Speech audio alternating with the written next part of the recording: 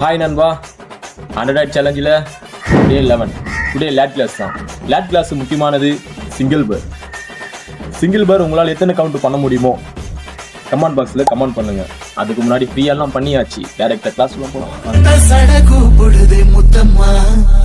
பின்னால நான் வாரேன் குத்தம்மா.